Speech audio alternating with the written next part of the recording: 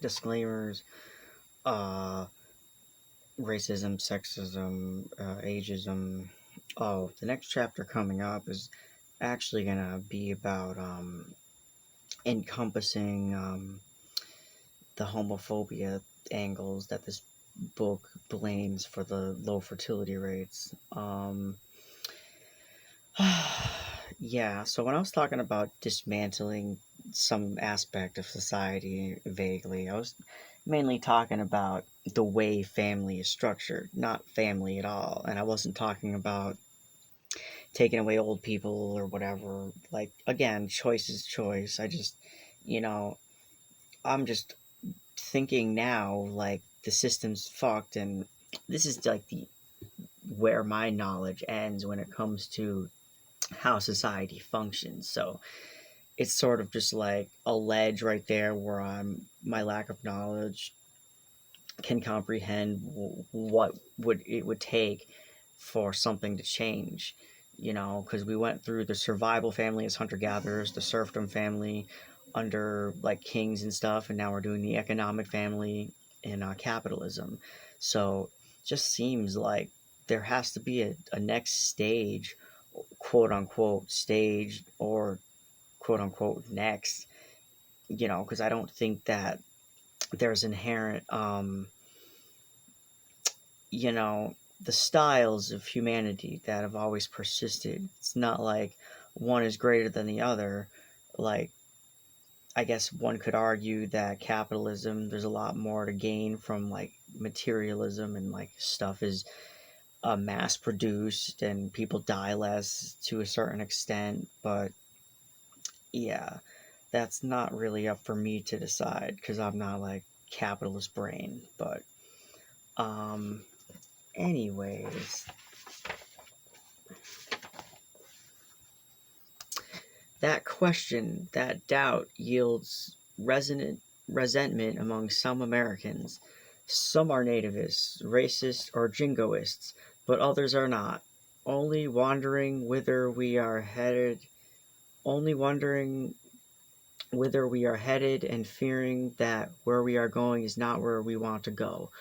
Governor Richard Lamb of Colorado and Gary Imhoff have written a book whose title and subtitle express their fears. It is called The Immigration Time Bomb and subtitled The Fragmenting of America. The potential resentment yielded by some changes in the demographic mix can yield ugly turbulence to those who feel that America must absolutely remain a nation with a clear majority of citizens with a white European heritage. I don't. It should be pointed out to them that the problem they see is essentially one brought upon by their own actions. The root cause of the changing demographic balance in America will not be caused by too many immigrants. Our current legal immigration is not high by historical standards. We've seen earlier that illegal immigration has been much lower than advertised. What's new in the equation is the very low fertility of the middle class Americans who are already here. My sense of the matter is that the new immigrants, like the old, can be folded into the American mix in a way that will be beneficial in the long run. In fact, I think we ought to raise legal immigration rates as seen on page 164.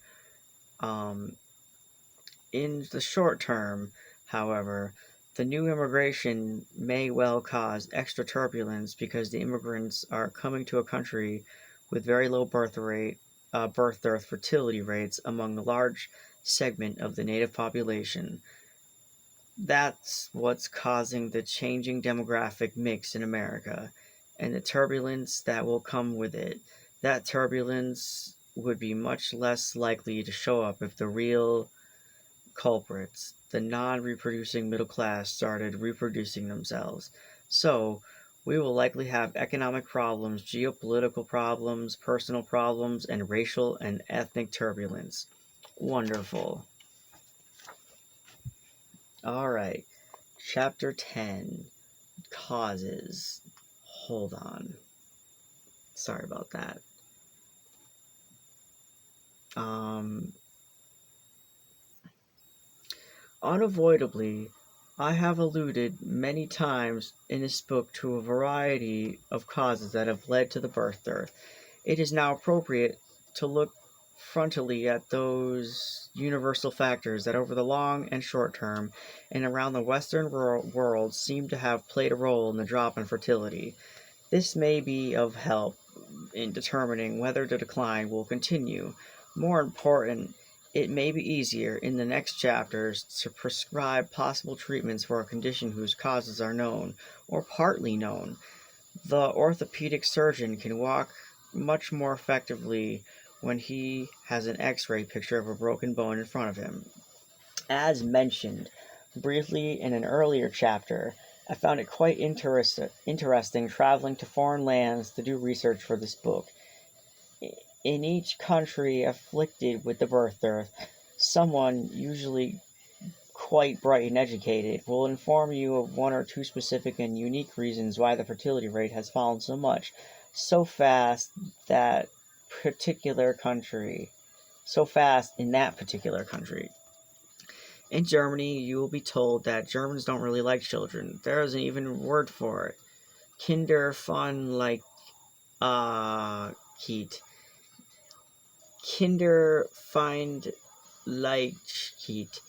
In the Netherlands, people will tell you there was a particularly big population explosion after World War II, that the country is geographically small, and so very low fertility rates were bound to come. In Italy, one is told that while Italians love children, in the old days, Italian women have had so many children that their daughters saw how difficult it was, that they are having very few of their own.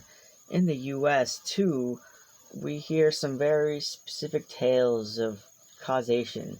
It's said by some economists, for example, the real income didn't go up, or actually went down, starting in 1973, and the now maturing baby boom generation really can't afford babies and so aren't having babies. The trouble with this thesis is that the birth rate started falling 16 years prior to 1973, and by 1973 the TFR went down to 1.8, about where it is now. The fall in births come before the alleged fall in incomes, of which more later. More generally, in the US, it is said that the yuppies, American style, are selfish materialists, interested only in themselves. Jeez. Their cars, their wines, their clothes, their jobs, but they don't have the social responsibility that yields either a caring society or babies. It's said, of course, that it's all due to the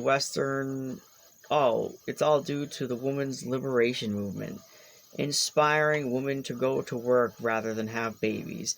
A Reagan administration document on the parlous state of American families blamed most of it on liberalism. Yet, 6 years into the most conservative administration in recent years, an administration that has pointed with particular pride to its appeal to the young people, the TFR is a shade lower than it was at the start of that administration. All these rather specific stories about specific countries make the question of causation an interesting one for a writer delving into the matter. There's always a new idea to fondle. Okay. But, of course, there is a problem. These ideas don't usually explain enough, for the birth dearth is not unique to Americans, Germans, Italians, and Dutch. It is going on everywhere in the developing world. It's happened on the small, crowded island nation of Japan and on the big, sparse island nation of Australia. It's happening during the times of boom or recession. It's happened under liberal or conservative governments, in nations well allegedly permissive standards, Scandinavians, the nations that already somewhat more traditional, Japan. It's happened in countries with big prior population explosions, the Netherlands, and in countries with small population explosions, like England. Not only is it happening everywhere in the developing world, but it's happening for a long time. Theodore Roosevelt explained about the Americans' falling birth rate during the 1890s, when lifetime births averaged over 4 children per woman. Mussolini complained about Italy's low birth rate. In the 1930s, socialist Gunnar Myrdal viewed falling Swedish birth rates with alarm, in part to convince Swedish right-wing politicians to endorse welfare state proposals, which he said would raise fertility. In fact, as noted, birth rates in the developing world have been declining almost since the developing world began. The Industrial Revolution apparently contained a fertility depressant. Demographers call it the demographic transition, the shift from high to low fertility. To review again, what is new about the dearth birth is not its direction, which is down. What's new is its level, to a rate well below what is required to keep a population stable, and the fact that population decline is occurring when the nations involved are at peace and generally prosperous. Also, again, over the years, most demographers assumed that the decline would stop at a TFR of about 2.1 because the species would, in theory, eventually disappear if a 2.1 rate was not maintained. Again, it's basically saying like the whole species depends on the white race, quote unquote. um, but just who is the species? They are just plain individuals, people who are in the bedroom making very personal, very individualistic decisions. The people in the bedroom are Tom and Sally, or Hans and Hildegard. They are not thinking about the species at all. They are thinking about their own lives and beliefs and how their lives and beliefs interact with the conditions they face. Is their residence large enough for a baby? Bigger Is a bigger one available? Will Tom's salary be enough to support them if Sally stops working to have a baby? Does Sally want to stop working? Will they have enough money for college costs when the baby is no longer a baby? Oh, wow. Won't their standards of living fall? Will Sally get maternity leave and get her job back? If she stays home for a few years, will she fall off the career track? Will Tom really share 50-50 in taking care of the baby? But doesn't he have to travel in his work? Can Sally cope with a job and a child? 2 children? 3? Okay. Find out next time on... So the history of fertility and the fertility decline is the history of very personal decisions that are often played out upon the backdrop of conditions that are common to all modern nations, many of which can be quite interpersonal.